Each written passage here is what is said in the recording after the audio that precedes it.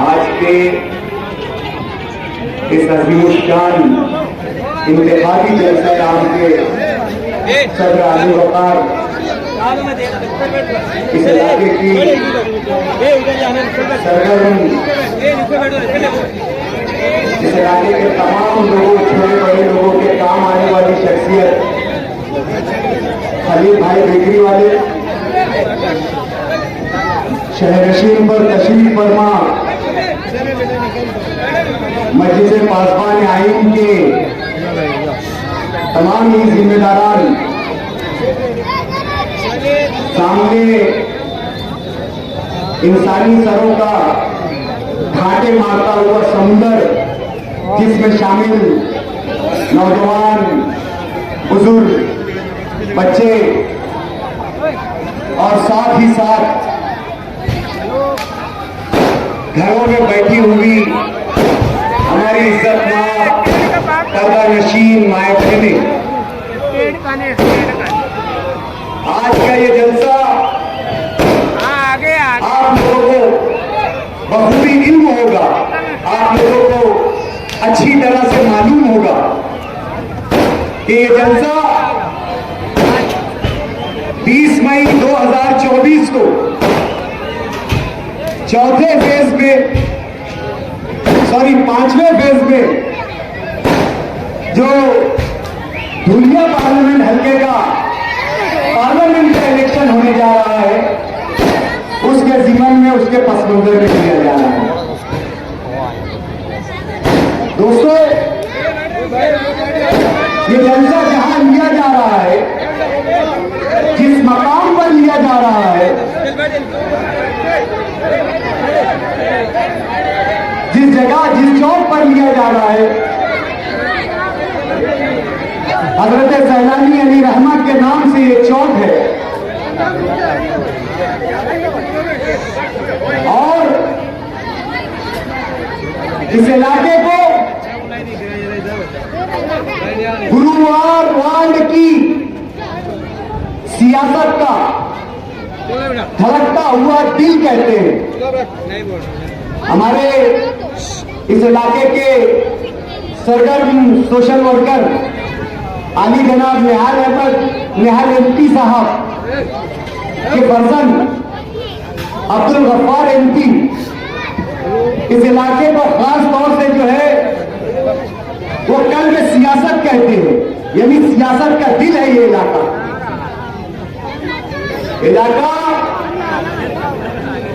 जरूर माशी तौर से पसमानदा हो सकता है,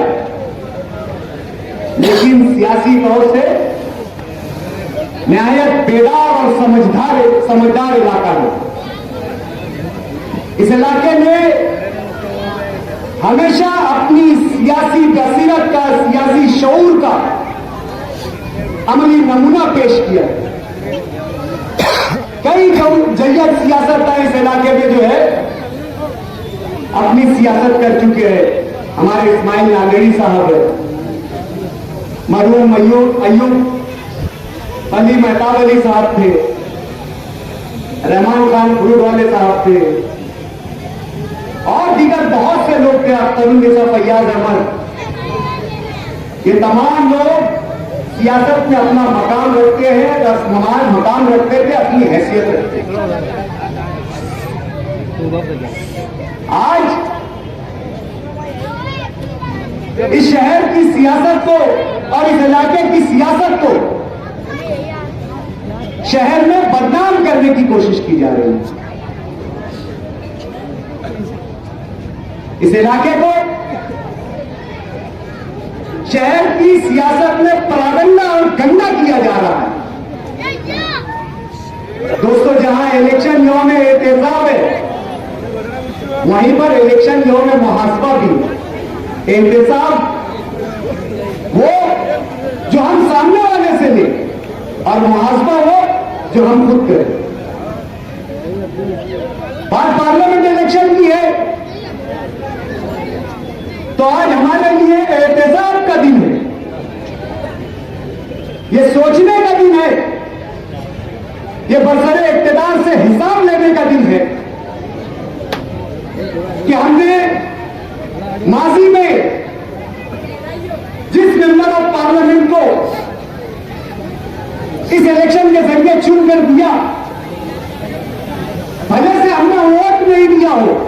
लेकिन हमारा ये इलाका जिस मेंबर ऑफ पार्लियामेंट के जेर असर आता है, उस मेंबर ऑफ पार्लियामेंट ने हमारे लिए क्या किया? दोस्तों, याद करना होगा आपको कोविड का जमाना, याद करना होगा आपको कोरोना का जमाना, जहां पर पूरी दुनिया इंसानियत की बुनियाद पर यकजा थी, मुत्तहिद थी, एक साथ थी, जहां पर कोई जात और कोई धर्म नहीं था, जहां पर कोरोना के वायरस को यह नहीं मालूम था कि ये हिंदू है, ये मुसलमान है, ये सिख है, ये ईसाई है, जहां पर कोरोना के वायरस को यह नहीं मालूम था कि ये नासिक का रहने वाला है, या यह नहीं मालूम था कि ये मालेगांव का रहने वाला है, या यह नहीं मालूम था कि ये दुनिया का रहने वाला है। वहां पर दुनिया मालेगांव पार्लियामेंट के नुमाइंदे ने, एक एमपी ने निहायत गैर जिम्मेदारी का सबूत देते हुए मालेगांव शहर के कोरोना के मरीजों को दुनिया आने से रोक दिया था। खुले तौर पर एक आईनी ओहदे पर फाज आदमी, तमाम लोगों का रहनुमा, जो दुनिया मालेगांव पार्लियामेंट के 30 लाख वोटरों का रहनुमा है, 20 लाख लोगों का मसीह है, 30 लाख लोगों का रहबर है, उसने कहा कि मालेगांव के पेशेंट्स को दुनिया में इजाजत ना दी जाए, मालेगांव के मुस्लिम पेशेंट्स को जो है वो दुनिया के सिविल में ना लाया जाए या प्राइवेट हॉस्पिटल्स में ना लाया जाए। आपको इस नारवा सुलूक का बदला लेना है, आपको इस नाइंसाफी का बदला लेना है, आपको इसके साथ, आपके साथ होने वाले जो सुलूक का, जो जानवरों जैसा सुलूक आपके साथ किया गया है, आपकी जिंदगियों के साथ किया गया है, आपकी जान के साथ किया गया है, उस बात को मद्देनजर रखते हुए आने वाले 20 मई को आपको वोट देना है। इतना मुतासिर नुमाइंदा, इतनी मुतासिर सरकार, जिसका नुमाइंदा इतना मुतासिर है, तो उसकी सरकार भी कितनी मुतासिर होगी, कितनी अजबियत पसंद और कितनी तासुब पसंद होगी, ये आप लोगों को बखूबी होगा। इसका तजुर्बा 20 सालों में आपको हुआ होगा। हम बार बार कह रहे हैं, हम बार बार ये बेदारी पैदा करने की कोशिश कर रहे हैं कि ये इलेक्शन जाती इख्तिलाफात के नहीं है, ये इलेक्शन आपस में तेरी मेरी करने का नहीं है, ये इलेक्शन इस मुल्क को बचाने का इलेक्शन है, ये इलेक्शन इस मुल्क के कानून, इस मुल्क के संविधान, इस मुल्क के आइन को बचाने का इलेक्शन है, ये इलेक्शन हमारी जिम्मेदारी का इलेक्शन है, ये इलेक्शन खड़ा इस अहम मोड़ पर खड़े हुए मुल्क को बचाने का इलेक्शन है। 10 सालों में आइन में क्या क्या तब्दीली हुई, जरा एक सरसरी तौर पर मैं आपको जायजा पेश करता हूं, और किस लिए हुई है यह भी आपको बताता हूं कि इन 10 सालों में जो यूएपीए का कानून था, जो कौमी सलामती एक्ट का कानून था, उसमें तरमीम की गई। पहले ये कानून इस तरीके का था कि अगर कोई मुल्क के खिलाफ कोई साजिश करता है या गैर कानूनी हरकत करता है जिसमें मुल्क की सलामती को खतरा रहा हो, ऐसी तंजीमों पर कार्रवाई की जाएगी। याद रखना, तंजीमों पर कार्रवाई की जाएगी, इनफरादी या अकेले शख्स पर नहीं की जाएगी। इस तरीके का ये जो था यूएपीए का कानून था, इस कानून में तरमीम की गई और 36 तंजीमों को इस कानून के जेर असर लाया गया। और आपको बताता चलूं, वो 36 के 36 तंजीमें तमाम के तमाम उनके रहनुमा मुसलमान थे। तंजीमों को एक साथ कार्रवाई करना, तंजीमों को एक साथ बैन करना, यह कानून था।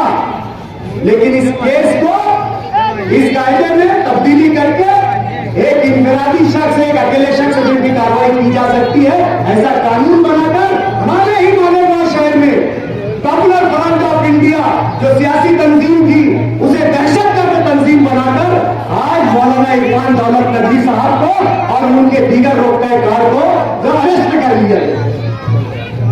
हमारे अपने बीच के, हमारे गुरुवार वार्ड के, तुम्हारे हमारे ताल्लुक वाले, हमारे रिश्तेदार, आज उनके बच्चे किस हाल में हमें नहीं मालूम, उनके साथ क्या हादसा पेश आ रहा है हमें नहीं मालूम। 12-15 महीनों से कायदेमंद की 16 शख्स भेज रहा है इसी यूएपीए कानून के तहत, इसी इंफरादी कार्रवाई के तहत। मौलाना कलीम को गिरफ्तार किया गया इसी कानून की तरमीम के तहत। मौलाना सलमान अजहरी को गिरफ्तार किया गया इसी कानून की तरमीम के तहत। कानून में तरमीम सिर्फ मुसलमानों के खिलाफ। कर्नाटक एजुकेशन एक्ट को तब्दील किया गया। तालीम में कई मसाइल है, निजाम में कई मसाइल है, तालीम में और कई परेशानियां हैं, लेकिन कर्नाटक एजुकेशन एक्ट अगर तब्दील किया गया, उसमें तरमीम की गई, तो सिर्फ वहां की मुस्लिम बच्चियां जो स्कूल में बाहिजाब जाती थी, जो कॉलेज में बाहिजाब जाती थी, उन बच्चियों का हिजाब उतारने के लिए, उनको बेपर्दा करने के लिए, उनको सड़कों पर सरेआम उनकी इज्जत में, यानी आपने कर्नाटक का वो वाकया देखा होगा जहां पर बच्ची का स्कार्फ नोचा गया। उस बच्ची को, ऐसी बच्चियों को जिनके सर पे अपना आंचल, तहफ्फुज़ का आंचल है, उनका आंचल नोचने के लिए इस कानून में तब्दीली की गई, तरमीम किया गया। और आज कर्नाटक में कांग्रेस की हुकूमत आ गई, लेकिन ये कानून आज भी वैसे ही जारी है।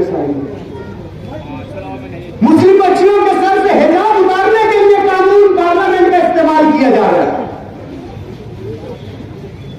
हमारे अपने महाराष्ट्र में Maharashtra wild life conservation act के तहत नाम से एक एक्ट है, जिसमें गौ वंश के जो जानवर है उनकी कुर्बानी पर पाबंदी लगाई गई। ऐसा ही कानून जो है गुजरात एनिमल एक्ट के नाम से भी जो है था, उसमें तरमीम की गई। तरमीम का मकसद सिर्फ यह है कि हिंदुस्तान की आवाम में जो जहनी तौर से पागल हो चुके हैं, जिनपे जुनून सवार है मुसलमानों को और मुसलमानों को तबाह करने का, जिन पर जुनून सवार है, ऐसी तंजीमें जानवरों के रक्षा के नाम पर, गौ रक्षक के नाम पर बेतहाशा मुस्लिम नौजवानों को जो है जर्दोकोब कर रही है, यहां तक कि उनकी जान ले रही है, उनको जिंदा जला दे रही है। इस कानून के तहत उन तंजीमों पर यह हौसला आ गया है कि हम सड़कों पर उनका इंसाफ करेंगे, हम सड़कों पर ऐसे लोगों को सजा देंगे। उन जालिमों के खिलाफ, उन जो जब्र करने वालों के खिलाफ, जो इंसानी जान ले रहे हैं, उनके खिलाफ कानून नहीं बनता, जानवर के तहफ्फुज़ के नाम पर कानून बनता है। और इंसानी जानों की जान जो जा रही है रोडों पर, जिनको जिंदा जला दिया जा रहा है, उनके तहफ्फुज़ के लिए कानून नहीं बनता। उत्तर प्रदेश में public and private property act बनाया गया।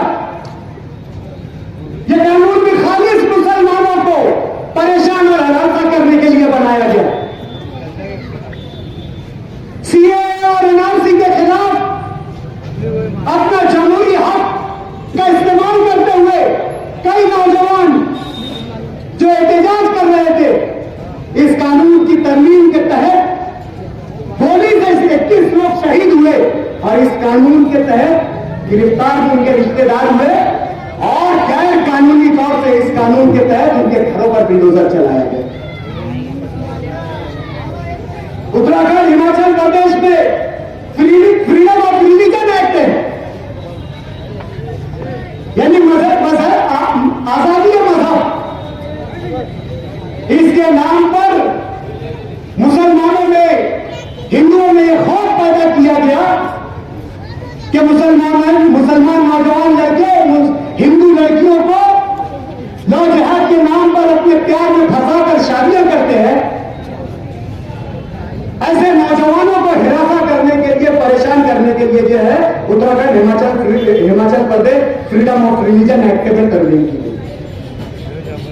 एक आईटीआई का कानून है। आप तमाम लोगों को यह कानून से वाकिफियत है कि इस कानून के तहत हमें यह हक हासिल है कि हम किसी भी सरकारी इदारे के तहत जो है कर्मचारी, ऑफिसरान,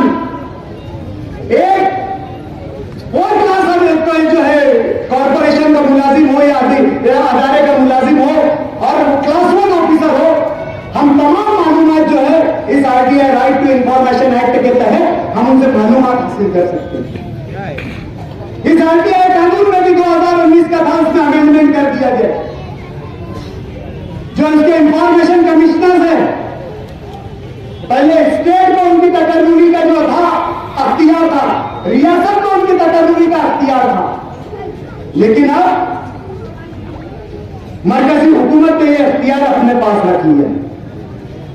पहले इनकी तनख्वाहें लिमिट थी, इनकी तनख्वाह की कि इनको सिर्फ इतनी ही तनख्वाह दी जाएगी और उनकी नौकरी की मुद्दत सिर्फ इतनी ही होगी। लेकिन अब मरकजी हुकूमत कितनी भी तनख्वाह देकर, चाहे वो नौकरी से रिटायरमेंट उसका क्यों ना हो गया हो, वो उसे नौकरी पर ले सकती है, ताकि इनके काले जाले जो है वो राइट टू इंफॉर्मेशन एक्ट के तहत आवाम में ना आए। हम पार्लियामेंट में नुमाइंदा क्यों भेजते हैं? हम नुमाइंदा भेजते हैं, आप लोगों को मालूम होना चाहिए कि पार्लियामेंट एक आईन साज अदारा है, एक कानून साज अदारा है। यहां पर कानून बनते हैं, वो कानून जो रोजाना की हमारी रोजमर्रा की जो जिंदगी होती है उस पर असर करते हैं। आज लोग कहते हैं कि इस मुल्क में अदलिया एक ऐसी स्टैब्लिशमेंट है, अदालत एक ऐसी स्टैब्लिशमेंट है जो आजाद है। आज अगर हमारे साथ कुछ हो जाए तो हम कोर्ट में जाकर जो है हमारे साथ इंसाफ की गुहार लगा सकते हैं, लेकिन आज इंसाफ को भी कैद करने की कोशिश की जा रही है। आज जजेस को भी, जो अदालत में बैठे जजेस हैं, उन लोगों को भी दायरा कार में, कानून के दायरे में लाने की कोशिश की जा रही है। वो रेडी है, अभी नई गवर्नमेंट आएगी तो वो पेश किया जाएगा कि कोई जज अगर गलत फैसला देता है, यानी गलत फैसला किसके एतबार से, कौन इसको जज करेगा कि जज का फैसला गलत है? आज तक एक कहावत हिंदुस्तान में बोली जाती थी कि साहब का कोई साहब है क्या, जज का कोई जज है क्या? अब ये कौन तय करेगा कि ये जज ने गलत फैसला दिया? क्या हुकूमत में बैठे आवामी नुमाइंदे ये जज करेंगे? क्या आवामी नुमाइंदे इस बात का फैसला करेंगे कि हमारे खिलाफ जो जज ने फैसला दिया है वो गलत है, इसलिए इस जज को सजा? कितनी अंधेर नगरी चौपट राज, लेकिन हम खामोश हैं। हमें इलेक्शन की अहमियत ही नहीं मालूम। हम इसे एक त्योहार समझ रहे हैं, हम इसे हंसी मजाक और ठट्टा मारने का नाम समझकर इसने क्या तकरीर करके गया, वो क्या तकरीर करेगा, ये इलेक्शन समझकर इतने कीमती इलेक्शन को जो है हम खसारे में डाल रहे हैं, हमारे मुस्तकबिल को खसारे में डाल रहे हैं। आज तक होता ही आया है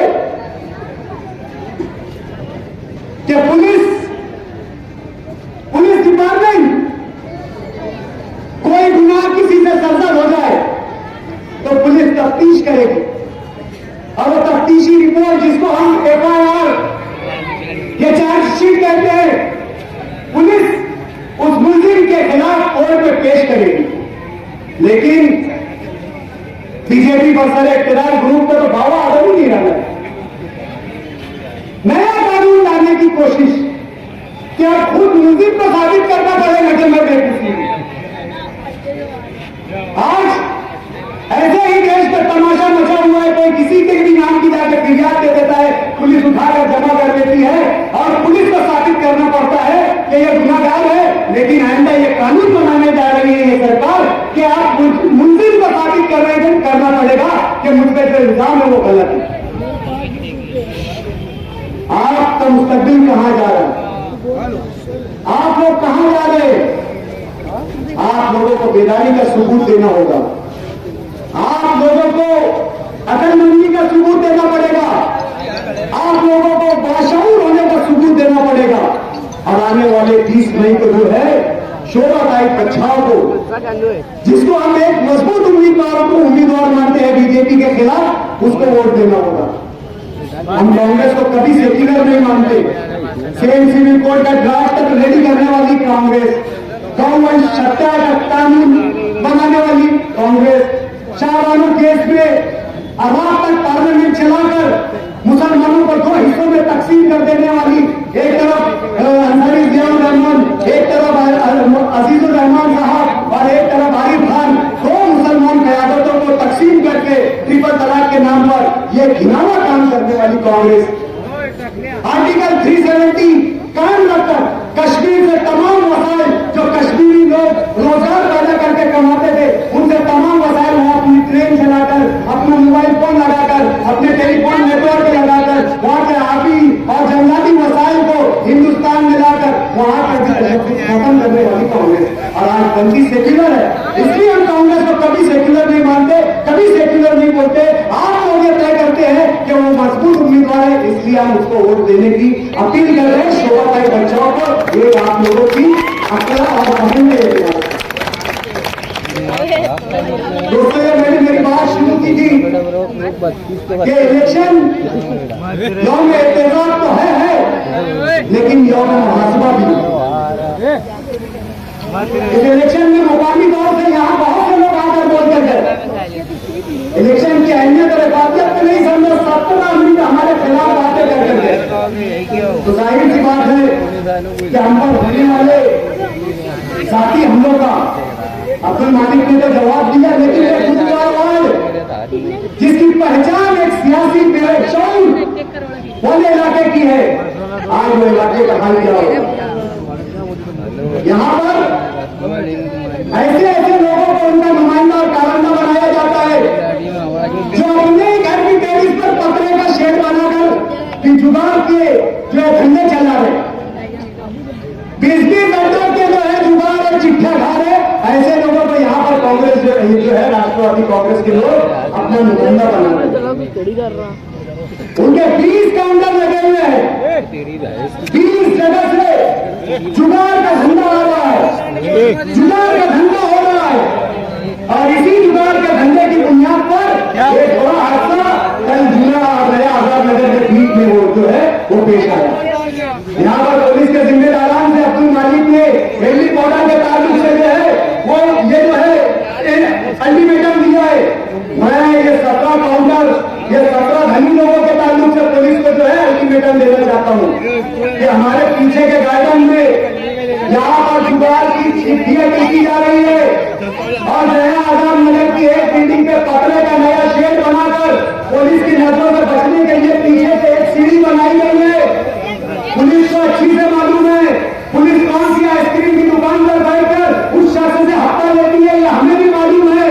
हम ये आखिरी अल्टीमेटम दे रहे हैं कि गार्डन में जो है जावेद भाई, अली अकबर पर हमारे जमीन हीरो साहब और डिप्टी में खलील जो है खलील भाई जो है, ये लोग जो है जुगाड़ का धंधा कर रहे हैं। हिम्मत से नाम के साथ कह रहा हूँ, नहीं तो मुझे चंदनपुरी को भी मालूम है कि पप्पू शेरार कर रहा है और मुझे मोहन टाकिस के पास भी मालूम है कि वो कैरम वाला कर रहा है। लेकिन मैं गुरुवार वार्ड की बात कर रहा हूँ, मैं गुरुवार वार्ड की बात कर रहा हूँ, पवारवाड़ी पुलिस स्टेशन और आजाद नगर पुलिस स्टेशन के जिम्मेदारान से बात कर रहा हूँ कि कल एक बहुत बड़ा हादसा हुआ, 2 लोगों का जानलेवा हमला हुआ।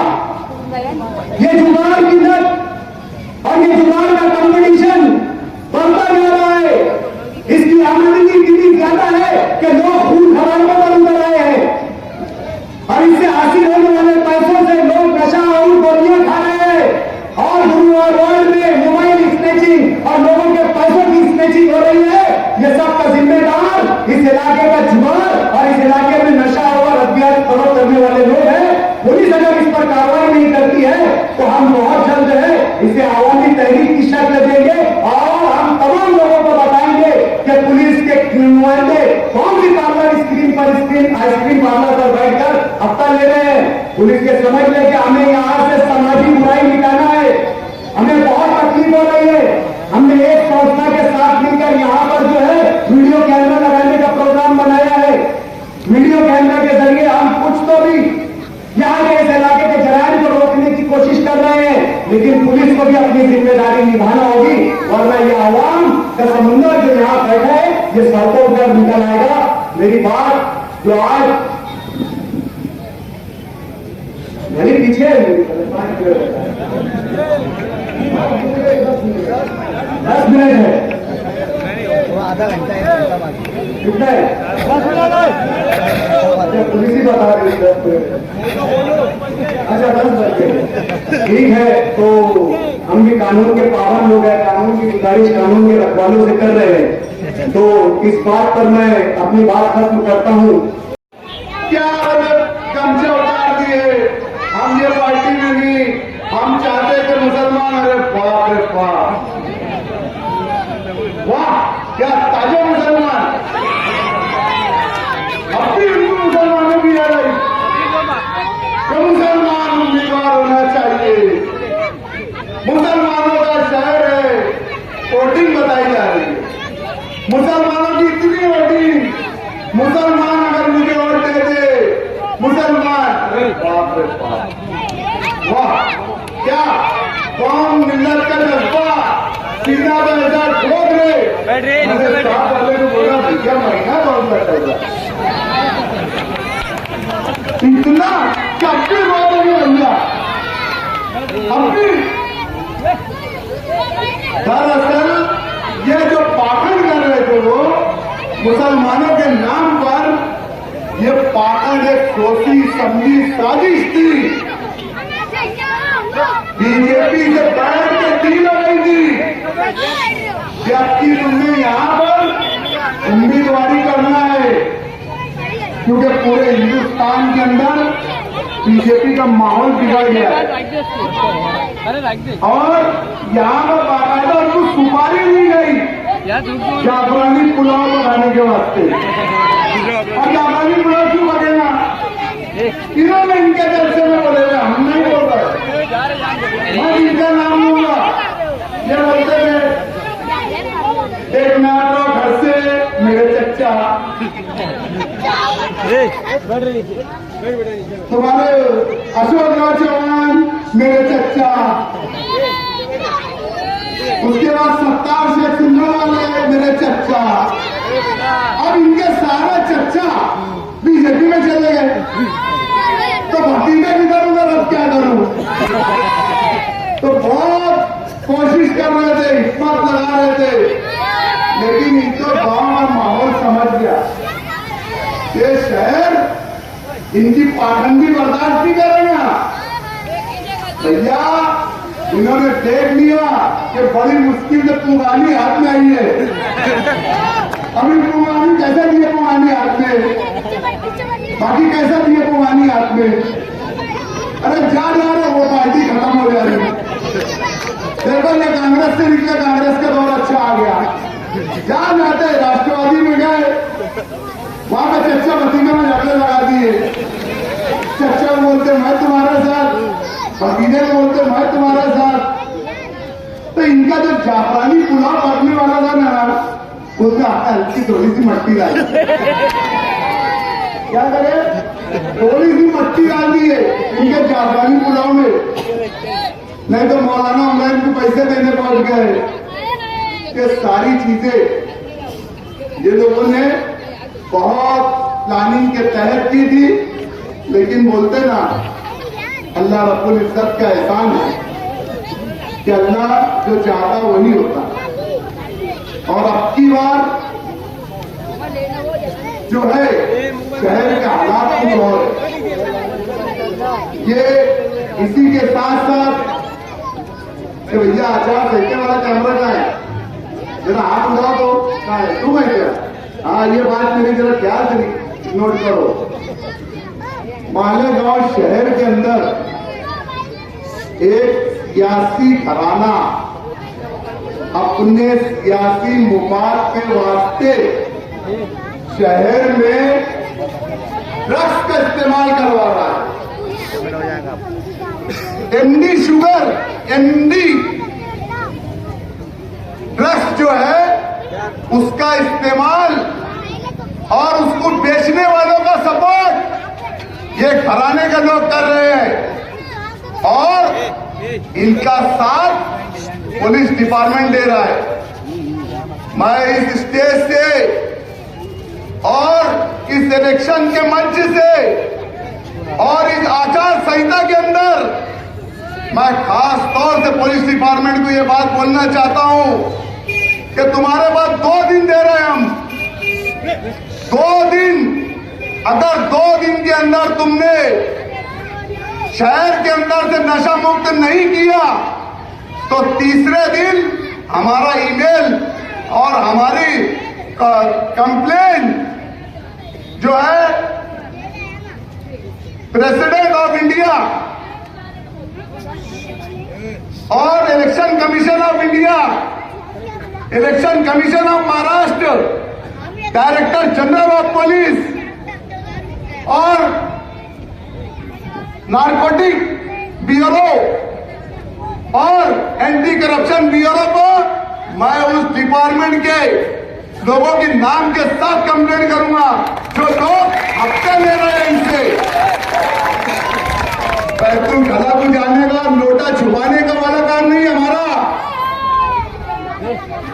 शहर को बोले नशा मुक्त करेंगे, तहरीक चला रहे, तोड़ी करे तोड़ी, सबसे हफ्ते चालू करे, सबसे हफ्ते चालू करे तुम्हारे लोगों को इस्तेमाल करके।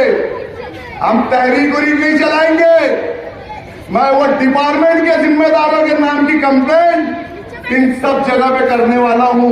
अगर पीर तक इन लोगों ने, मैं बहुत ज्यादा टाइम नहीं दूंगा, तुम लोगों को क्या 1 घंटे के अंदर तुम बंद कर देंगे, लेकिन तुम जो हफ्ते ले रहे इनसे और शहर के जिम्मेदारों के साथ मिलकर तुम, एक मखसूस घराने के जिम्मेदारों के साथ मिलकर तुम ये धंधे को जो परवान चला रहे हो, हमारी नस्लों को अगर बर्बाद करें ना तो तुम्हारी नौकरी बर्बाद कर देंगे। याद रखना, अगर तुमने 2 दिन में इनके ऊपर कार्रवाई नहीं करे, नशा मुक्त शहर को नहीं करे, तो फिर सो बोलना मत कि कहां कहां कंप्लेंट हो गई, किधर किधर कंप्लेंट हो गई। मैं खास तौर से आज यही मेरा मकसद था कि ये जो लोग नशे की आड़ में नौजवान बच्चों को नशा करवा रहे, नौजवान बच्चों से जुल्म करवा रहे, ये घराने की एक पुरानी सियासी तारीख है कि ये हमेशा ऐसे ही नौजवानों को यूज करते। क्या करते थे गुरुवार वार्ड के अंदर आके, चल पट्टे दारू पी ले, चल पट्टे 500 ले ले।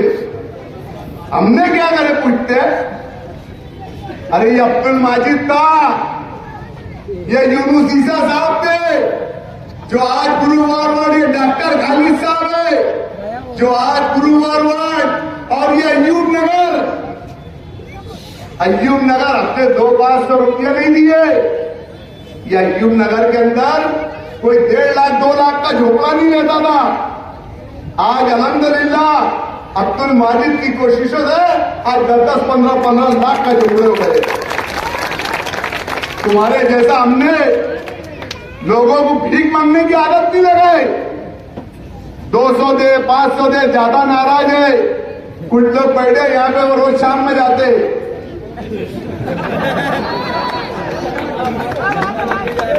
डेली शाम सूरज, वो बोले इतना शाम हो रही थी, सुबह के इंतजार में सूरज डूब रहा था नदी में, मैं गिलास में ये गलास और इमली तहरीक नहीं चलाएंगे। मुरुम का कैसा कागज चलाया है ना। हाँ, नाम के साथ कंप्लेंट करूंगा, कौन हफ्ता ले रहा, कौन सा डिपार्टमेंट, कौन कहां, कब, कैसे, कौन धंधा कर रहा। पीर तक अगर हमको कार्रवाई करते हुए नजर नहीं आई तो इंशाअल्लाह ताला पीर के दिन तुम देख लेना। नहीं, मंगल ज्यादा हो जा रहा पीरी। हाँ, बाकी इलेक्शन की बात है, हमने बड़ा घूट पी के 2 जहर में से एक जहर पीना था। एक कड़वा जहर है, एक मीठा जहर है। कड़वा जहर बहुत तड़पा तड़पा के मारने वाला है और मीठा जहर मौत दोनों से होनी है, दुनियावी एतबार से। हाँ, ऐसा उससे नहीं बोलो, लेकिन मीठा जहर ऐसा है कि भाई दवा पी के आदमी मार गया। और मीठे जहर से इतना है, कड़वे जहर से हमारी नस्लें खत्म होने वाली है और मीठे जहर से कहीं ना कहीं हमारी नस्लें रुक जाएंगी। और बीटीम हमने इलेक्शन खड़े कर दिया और पूरा शहर देखेगा कि अभी तक जितने पार्टी वाले लड़ रहे थे और वो उम्मीदवार को वोट कितनी मिली और किस कमी उम्मीदवार को कितनी वोट मिली। सबसे ज्यादा रिकॉर्ड तोड़ इंशाअल्लाह अज़ीम इस उम्मीदवार को वोट मिलने वाली और ये उम्मीदवार चुन के आने वाला कि जुगनुओं को साथ लेकर रात रोशन कीजिए, जुगनुओं को साथ लेकर रात रोशन कीजिए, रास्ता सूरज का देखा तो शहर हो जाएगी। वाकुल दावाना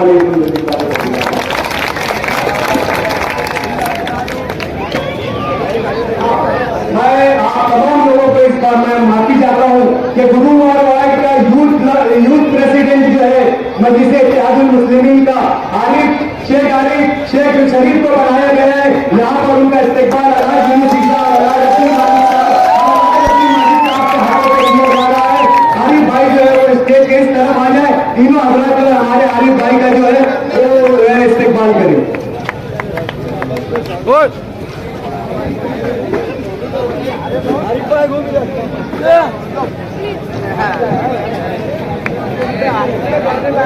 आप तमाम लोगों के शुक्रिया के साथ सदर साहब की इजाजत से आज के लिए इंतखाबी अज़ीम-उश-शान जलसे आम को मुलतवी करने का ऐलान करता हूँ।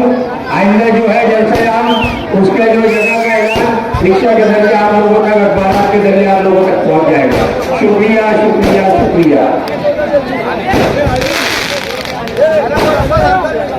होटल गांव करी बेहतरीन पकवान लज्जतदार खानों की दुनिया में एक बेहतरीन नाम, जहां आपको बैठने के लिए या नंबर लगाकर खड़े रहने की बिल्कुल भी ज़रूरत नहीं। बेइंतहा खूबसूरती के साथ सजी और बेहिसाब बड़ी जगह पर बनी होटल गांव करी। यहां आपको वेज, नॉन वेज, चिकन थाली स्पेशल सिर्फ और सिर्फ 180 रुपए और 230 रुपए में। जी हाँ, इसी के साथ मटन थाली सिर्फ और सिर्फ 280 रुपए और 330 रुपए में। इसी के साथ बाजरे की ताज़ा गर्मा गर्म तैयार रोटियां, बेहतरीन लज्जतदार किस्म की दीगर डिशेस। नाम याद रखिए, होटल गांव करी। हमारा पता ना भूले, मनमाड़ चौफुल्ली जीवन हॉस्पिटल के आगे, मनमाड़ रोड, मालेगांव। एक बार आकर तो देखिए, एक बार खाकर तो देखिए। होटल गांव करी। कई सालों से कामयाबी के साथ जारी न्यू हाशमी दूध डेयरी। हमारे यहाँ बेहतरीन क्वालिटी का दूध हमा वक्त मिलता है। इसी के साथ असली घी, कई किस्मों के ठंडे मशरूबात जैसे अमूल शेक, अमूल बटर, छाछ, दही, कई कंपनियों के बेहतरीन सोडे, साथ ही बिस्लैरी वगैरह मुनासिब दामों में दस्तयाब हैं। प्रोप्राइटर शहजाद हाशमी। हमारा पता याद रखिए, शौकत होटल के बिल्कुल सामने, मिस्री खां का बाड़ा, मालेगांव। एक बार ज़रूर तशरीफ़ लाइए।